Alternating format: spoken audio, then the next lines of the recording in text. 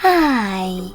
In front of me is VIVO IQOO U5X, and today I would like to show you how you can use split screen.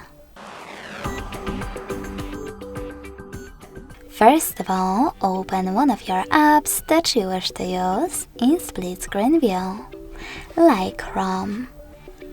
When you're ready, access background apps. In order to do that with Tricky's navigation, click on this button with 3 lines.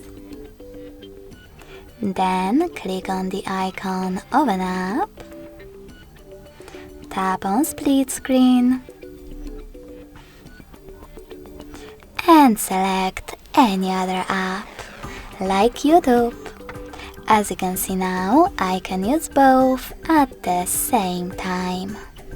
If you wish to go back from this mode, drag the first app upwards or downwards and select Home button.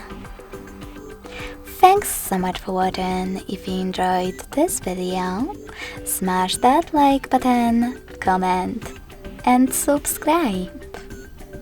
Bye!